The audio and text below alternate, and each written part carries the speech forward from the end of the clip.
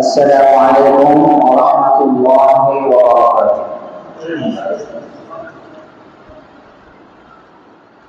الحمد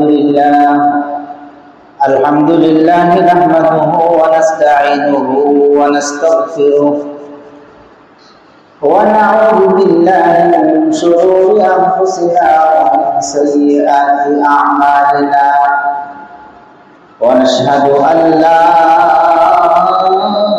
إله إلا الله وحده لا شريك له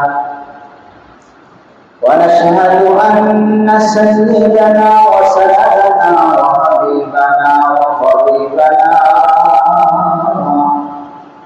ومولانا محمدا عبده ورسوله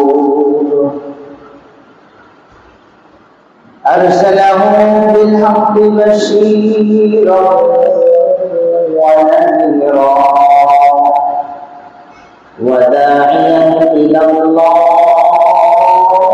بإذنه وسراجا وقمرا منيرا.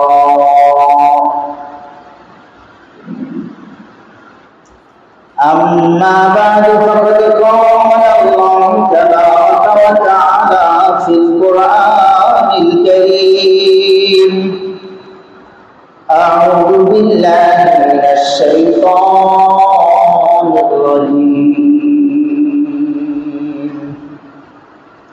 بسم الله الرحمن الرحيم. قال اخرج منها مذءوما مدحورا لمن تبعك منهم لأملأن جهنم منكم أجمعين. وقال تبارك وتعالى في شأن حبيبه: إن الله وملائكته يصلون على النبي يا أيها الذين آمنوا صلوا عليه وسلموا تسليما. محمد صلى الله عليه وسلم: اللهم صل على محمد وعلى آل محمد كما صليت على إبراهيم وعلى آل إبراهيم إنك حميد مجيد. اللهم بارك على محمد وعلى آل محمد كما باركت على إبراهيم وعلى آل إبراهيم إنك حميد مجيد. সমস্ত তারিফ ও প্রশংসা সে মহান রব্বুল আলামিনের দরবারে, যে মহান রব্বুল আলামিন আজকে পবিত্র জুমার দিনে দুনিয়াবি সমস্ত ব্যস্ততা থেকে ফারিগ করে তিনার মহান বড় হুকুম আদায়ের লক্ষ্যে পবিত্র ঘর মসজিদে আসার সুযোগ দান করেছেন। এজন্য সকালে দিল থেকে শুকরিয়া আদায় বলি আলহামদুলিল্লাহ। অতঃপর লক্ষ্য করে দরুদ সালাম আমরা জানাই আকায় আপনার তাজদারে মদিনা দুলাল আমিনা মুহাম্মদ মুস্তাফা মুহাম্মদুর রাসূলুল্লাহ সকলে বলি সাল্লাল্লাহু আলাইহি ওয়াসাল্লাম।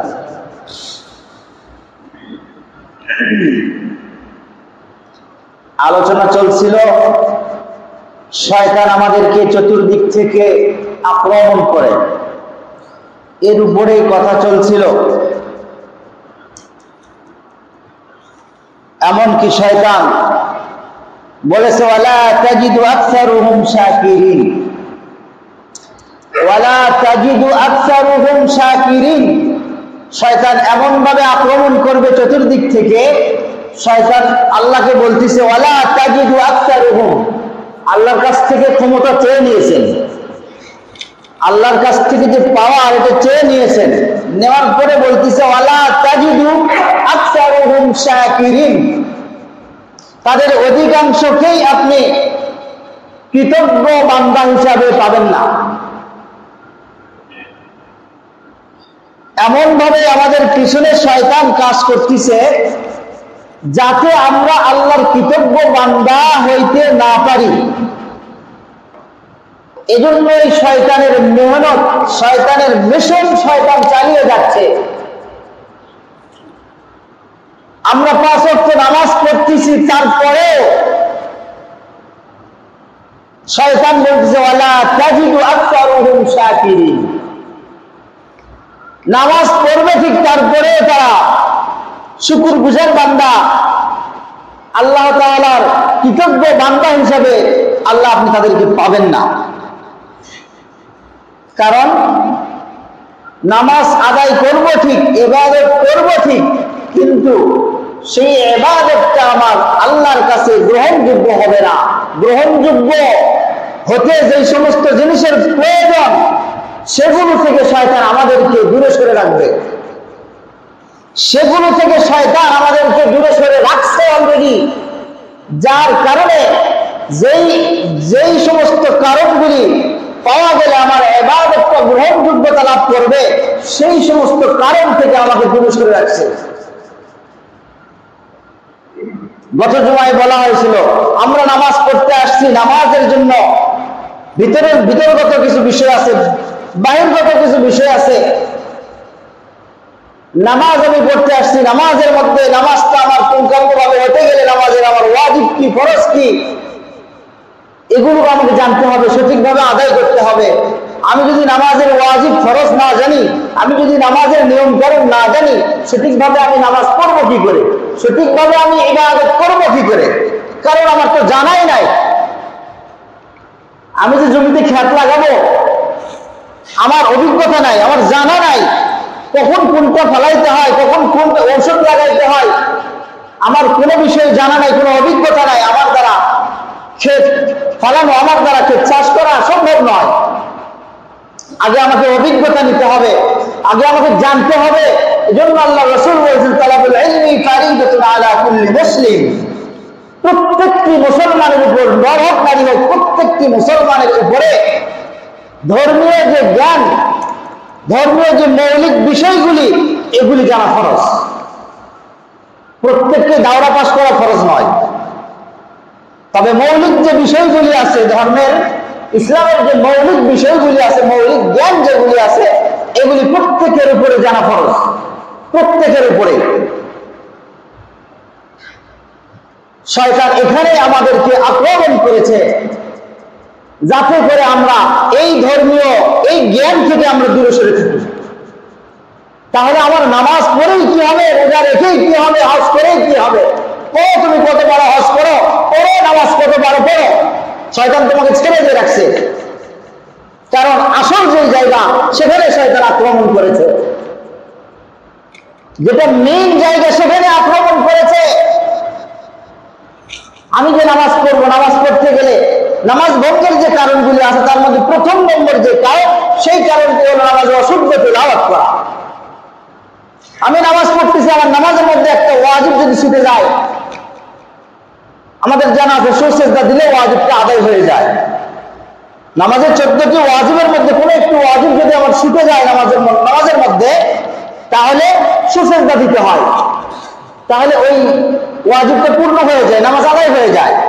কিন্তু একটা ফরজ যদি আমার নামাজের মধ্যে ছুটে যায়, তাহলে আর সুজদার মাধ্যমে ওই ফরজ আদায় হয় না, নামাজ দোহরা দ্বিতীয়বার আবার পড়তে হয়, কারণ আমার নামাজের মধ্যে ফরজ ছুটে গেছে। তো আমার কোরআন শুদ্ধভাবে তেলাওয়াত করা এটা ফরজ, শুদ্ধভাবে কোরআন তেলাওয়াত করা ফরজ। আমি নামাজের মধ্যে কোরআন তেলাওয়াত করতেছি, আমার কোরআন তেলাওয়াত শুদ্ধ নাই, আমার নামাজ ভেঙে যাচ্ছে। নামাজ আমি পড়তেছি কিন্তু আমার নামাজটা ঠিক থাকছে, ভেঙে যাচ্ছে। তার মানে বুঝেছে নামাজ আবার পড়ো, আবার পড়বো কি, আমার তো তহবিল নাই। আমি কি দিয়ে পড়বো নামাজ? আমার যে তহবিল আছে সেটা তো অশুদ্ধ, আমি যে সূরা কেরাত গুলি জানি সেটা তো অশুদ্ধ, ভেঙে গেল আমি আবার করবো, আবারও ভেঙে যাবে, তাহলে আমার করণীয় কি? আমার এই সূরা কেরাত গুলি যেগুলি দিয়ে আমি নামাজটা পড়ি, এই সূরা কেরাত আমাকে শুদ্ধভাবে সঠিকভাবে তেলাওয়াত শিখতে হবে। সঠিকভাবে শুদ্ধভাবে যদি আমি তেলাওয়াত শিখতে পারি, তাহলে এই নামাজের মধ্যে আমার যে তেলাওয়াতটা সহি শুদ্ধভাবে ফরজ ছিল এটা আমার আদায় হবে। আর যদি আমি সহি শুদ্ধ তেলাওয়াত না করি, তাহলে আমার এই ফরজটা ছুটে যাবে, যার কারণে আমার নামাজ ভেঙে যাবে। এই জন্য নামাজ ভঙ্গের কারণ সমূহের মধ্যে থেকে প্রথম নম্বর যে কারণ উল্লেখ করা হয়েছে, সেই কারণই হলো নামাজের মধ্যে অশুদ্ধ তেলাওয়াত করা। এই জন্য শয়তান আমাকে প্রথম যে ঘাট, সেই ঘাটে আমাকে আটকে দিয়েছে, যাতে আমার তেলাওয়াত শুদ্ধ না হয়, তেলাওয়াতটা যাতে আমার সঠিক না হয়, এই জন্য সেখানে শয়তান আমাকে বাধা দিয়েছে, আটকে দিয়েছে। এখন আমি সারা জীবন যদি ভিড়াই, সারা জীবন যদি আমি নামাজ পড়ি, এই নামাজ আমার কোনো কাজে আসবে না। কারণ আমার ফরজ যেটা ছিল সেটা আমি আদায় করিনি, সেটা আমার দ্বারা আদায় হয় নাই, আমি আদায় করি নাই। দুনিয়ার কাজে আমরা বুঝি, দুনিয়ার যে কোনো কাজ করতে গেলে আমরা বুঝি এই কাজের যে যে গুরুত্ব বিষয়গুলি আছে, এগুলো আগে আমাকে জানতে হবে, অভিজ্ঞতা অর্জন করতে হবে, তারপর আমাকে সেই কাজটা করতে হবে। কিন্তু দিনের বেলায়, আখিরাতের বেলায় এই জিনিসগুলি আমাদের বুঝে আসে না। কোরআন যে আমাকে সঠিকভাবে শিখতে হবে, আল্লাহর হাবিব সাল্লাল্লাহু আলাইহি ওয়াসাল্লাম, আল্লাহর হাবিব সাল্লাল্লাহু আলাইহি ওয়াসাল্লাম কাল কিয়ামতের ময়দানে যারা কোরআন থেকে দূরে সরে আছে, কোরআন থেকে বিমুখ হয়েছে, কোরআন সঠিকভাবে যারা শিক্ষা করে নাই, কোরআনকে যারা সহিশুদ্ধভাবে তেলাওয়াত শিখে নাই, আল্লাহ রাসূল কাল কিয়ামতের ময়দানে এদের বিরুদ্ধে মামলা দায়ের করবেন। হাদিসের মধ্যে আসছে আল্লাহ রাসূল এদের বিরুদ্ধে মামলা দায়ের করবেন, আর সেই মামলায় সাক্ষী দিবেন কে? সাক্ষী হিসাবে থাকবে স্বয়ং আল কোরআন, স্বয়ং কোরআন নিজেই সাক্ষী দিবে। আল্লাহ রাসূল সাল্লাল্লাহু আলাইহি ওয়াসাল্লাম বলেছেন, আল কোরআনু হুজ্জাতুল লাকা আও আলাইকা। এই কোরআনকে যদি মেনে চলতে পারো, এই কোরআনের যে হক আছে, কোরআনের কিছু হক রয়েছে, তার মধ্যে প্রথম নম্বর যে হক, সেই হক হলো সহিশুদ্ধভাবে কোরআনকে তেলাওয়াত করা। কোরআনের যে কয়টি হক রয়েছে, প্রথম নম্বর হক সহিশুদ্ধভাবে তেলাওয়াত করা। এই কোরআনের হক যদি আমি আদায় করে থাকি, কোরআন আমার পক্ষে সাক্ষী দিবে। আর কোরআনের হক যদি আমি আদায় করতে না পারি, আল্লাহ রাসূল বলেছেন আও আলাইকা, কোরআন তোমার বিরুদ্ধে সাক্ষী দিবে। তাহলে আল্লাহ রাসূল আমার কোরআন থেকে দূরে থাকার কারণে, কোরআনের হক আদায় না করার কারণে আল্লাহ রাসূল আমার বিরুদ্ধে মামলা দায়ের করবে, আর সেই মামলায় সাক্ষী হিসেবে লড়বে আল কোরআন। তাহলে যে জন্য আল্লাহ পাক রব্বুল আলামিন আমাদেরকে দুনিয়াতে পাঠাইলেন, আল্লাহর ইবাদত, এই ইবাদতে এই কোরআনটাই আমাদের জন্য প্রথম শর্ত। সহিশুদ্ধভাবে আমাদের কোরআনটা শিখতে হবে, কোরআন জানতে হবে। এখান থেকে শয়তান আমাদেরকে দূরে সরে রাখছে। শয়তানের একটা বাহিনী আছে, এই বাহিনীদেরকে শয়তানের যে হেড কমান্ডার, দিনের শুরুতে এদেরকে বিভিন্ন জায়গায় ছড়িয়ে ছিটিয়ে পাঠায়া দেয়। শুধু কাজ একটা, ডানে বামে সামনে পিছনে চতুর্দিক থেকে শুধু আক্রমণ চলবে, শুধু আক্রমণ চলবে, যাতে কোনোভাবেই এরা সফলতা অর্জন করতে না পারে। দিনের শেষ বেলায় যখন তারা সবাই আসে, আসার পরে যখন হিসাব নেয় কে কোন পর্যায়ে কে কতটুকু কাজ করেছে, সবচেয়ে বাবা পায় ওই শয়তান, যেই শয়তান কোন তলবে ইলমকে, কোন দিন শিক্ষা কর্মীওয়ালা কোন আল্লাহর বান্দাকে দিন শিক্ষা থেকে বঞ্চিত করে দিয়েছে, দিন শিক্ষা থেকে দূরে সরে রাখছে। এই শয়তান সবচেয়ে বেশি বাহবা পায়। তাহলে বোঝা গেল শয়তানের যে সবচেয়ে বড় মিশন, সেই সবচেয়ে বড় মিশনটা হলো ইলমে দ্বীন শিক্ষা থেকে দূরে সরে রাখা, দ্বীনে ইলম শিক্ষা করা থেকে দূরে সরে রাখা। অথচ এটা ফরজ। আল্লাহ রাসূল বলেছেন তালাবুল ইলমি ফারিদাতুন আলা কুল্লি মুসলিম, প্রত্যেকের উপরে দ্বীনে ইলম শিক্ষা করা ফরজ। এটা আমরা তো নিজেরা শিখি নাই, শিখি নাই। আমাদের যারা সন্তানাদি তাদেরকে যে আমরা শিক্ষা দিব, এইটাও শয়তান হতে দিবে না।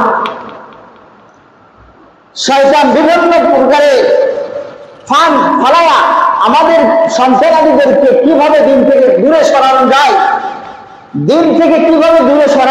এজন্য চতুর্দিকে ফান ফালায়া রাখছে, যাতে করে এই সমস্ত বান্দারা, এই সমস্ত সন্তানরা দিন থেকে মাহরুম হয়, বঞ্চিত হয়। অথচ এই দিন শিক্ষা আমার জন্য ফরজ ছিল। দিন শিক্ষার জন্য বিভিন্ন ধর্মীয় প্রতিষ্ঠানগুলি রয়েছে, যে প্রতিষ্ঠানে দিলে আমার বাচ্চা দিন শিখতে পারবে। অথচ সেই প্রতিষ্ঠানের প্রতি আমার অন্তরের মধ্যে এক প্রকারের ঘৃণা সৃষ্টি করে দিয়েছে শয়তান। অথচ আমার জন্য আমার সন্তানকে যে দাওরা হাদিস পর্যন্ত পড়াইতে হবে এমন নয়, আমার সন্তানকে মুফতি মুহাদ্দিস বানাইতে হবে এমন নয়। অন্তত আপনি প্রাথমিক পর্যায়ে যে শিক্ষাগুলি রয়েছে, এই শিক্ষাগুলিতে আপনি আপনার সন্তানকে ধর্মীয় যে জ্ঞান, মৌলিক যে বিষয়গুলি আছে, এইগুলি আপনি শিক্ষা দেন। বিশেষ করে কোরআনটা শুদ্ধ করে নেন। এরপরে আপনার দৈনন্দিন জীবনে আপনার চলতে ফিরতে যেইগুলি মাসাইলের প্রয়োজন আছে, যে হাদিসগুলি জানার দরকার আছে, এইগুলি শিখতে আপনার দাওরা হাদিস পাস করতে হবে না। এটা আপনি অন্তত ক্লাস 5 পর্যন্ত পড়তে এর মধ্যেই শিখে যাবে। কিন্তু আমরা বাচ্চাদেরকে সেই শিক্ষা থেকেও আজকে বঞ্চিত রাখছি। কোনোভাবেই যেন তারা মাদ্রাসার শিক্ষা, কোনোভাবেই যেন তারা কোরআন হাদিসের শিক্ষা শিখতে না পারে। এজন্য সকাল থেকেই বাচ্চাদেরকে ঘুম থেকে ওঠানোর পরে আমি তাদেরকে প্রাইভেটে পাঠিয়ে দিয়েছি। স্কুল শিক্ষার যে প্রাইভেট, সেই প্রাইভেটে পাঠিয়ে দিয়েছি। অথচ আগের সময় যে ছিল সকালবেলা বাচ্চা মক্তবে যাবে, কোরআনটা সহিষ্ণুভাবে শিখবে, এই কাজ উঠে গেছে, আমাদের কাছ থেকে বিদায় নিয়েছে। কোরআনের শিক্ষা আমাদের দেওয়া ফরজ ছিল। অথচ এই সন্তানই কাল কিয়ামতের ময়দানে আমার বিরুদ্ধে, এই সন্তানও নালিশ জানাইবে আল্লাহর কাছে। আমাকে জবাবদাহি করতে হবে আল্লাহর কাছে। কি জবাব দিব আমি? এই সন্তান আল্লাহর কাছে নালিশ করবে, আমাকে কোরআন শিখানো হয়নি, আমাকে দ্বীনের জ্ঞান শিক্ষা দেওয়া হয়নি, আমি তখন কি জবাব দিব? অথচ আল্লাহ রাসূল বলেছেন, আলা কুল্লুকুম রাইন ওয়া কুল্লুকুম মাসউলুন আন রাইয়াতিহি। আমি আমার সন্তানের অভিভাবক, আল্লাহ রাসূল বলেছেন, আলা কুল্লুকুম রাইন ওয়া কুল্লুকুম মাসউলুন। প্রত্যেক অভিভাবককেই জিজ্ঞাসিত হবে, জিজ্ঞেস করা হবে, প্রশ্ন করা হবে তাদের অভিভাবকত্বের বিষয়ে। তারা যেই বিষয়ে নিগরানি করে, যেই বিষয়ে দায়িত্ব পালন করে, তাদেরকে জিজ্ঞেস করা হবে, তোমাদের সন্তানদেরকে তোমরা কি শিক্ষা দিয়েছিলে, তোমাদের সন্তানের ব্যাপারে তোমরা কি পদক্ষেপ নিয়েছিলে, কি ভূমিকা রাখছিলে। আল্লাহ পাক রব্বুল আলামিন জিজ্ঞেস করবে। আল্লাহ রাসূলের হাদিস, আলা কুল্লুকুম রাইন ওয়া কুল্লুকুম মাসউলুন আন রাইয়াতিহি। সকল অভিভাবককেই আল্লাহ পাক রব্বুল আলামিন জিজ্ঞেস করবে, ধরে বসবে, কি জবাব দিব? কোন জবাব আমাদের জানা থাকবে না, লা জবাব হয়ে যাব, জবান বন্ধ হয়ে যাবে। এজন্য এখন থেকেই শয়তান কিন্তু আমাদের পিছনে কাজ করতেছে, চতুর্দিক থেকে শয়তান আমাদেরকে আক্রমণ করতেছে। এরপরে আল্লাহ পাক রব্বুল আলামিন বলতেছেন, ক্বালা খুরুজু মিনহা মাযহুরা। শয়তান যে পাওয়ারগুলো আল্লাহর কাছ থেকে চেয়ে নিয়েছেন, এরপরে আল্লাহ বলতেছেন, বাড়া এখান থেকে, অপমানিত লাঞ্ছিত হয়ে এখান থেকে বের হয়ে যা। এরপরে আল্লাহ পাক রব্বুল আলামিন বলতেছেন, লামান তাবিআকা মিনহুম লাআমলা আন্না জাহান্নামা মিনকুম আজমাইন। শয়তানকে বলতেছে জেনে রাখো, যারা তোমার অনুসরণ করবে, লামান তাবিআকা মিনহুম, তাদের মধ্যে থেকে যারা তোমার অনুসরণ করবে, আমি তোমাদের সকলকে দিয়েই জাহান্নাম পূর্ণ করব। শয়তানের যারা অনুসরণ করবে, আল্লাহ পাক বলতেছেন আমরা আন্না জাহান্নামা মিনকুম আজমাইন, তোমাদের সকলকে দিয়েই আমি জাহান্নামকে ভরপুর করব। এজন্য শয়তানের কোনোভাবেই অনুসরণ করা যাবে না। যখনই আমরা বুঝতে পারবো যে শয়তান আমাদের দ্বীনের কোনো কাজে বাধা দিচ্ছে, তখনই আমাদের শয়তানের বাধা থেকে, শয়তানের আক্রমণ থেকে বাঁচার জন্য আউযু বিল্লাহি মিনাশ শাইতানির রাজিম পড়ে নিতে হবে। শয়তান সেখান থেকে পলায়ন করবে, শয়তানের হাত থেকে আমরা রেহাই পাবো। আল্লাহ পাক রব্বুল আলামিন আমাদের সকলকে সকল কথা সঠিকভাবে বুঝিয়ে আমল করার তৌফিক দান করুন। সকল বলুন আল্লাহুম্মা আমিন।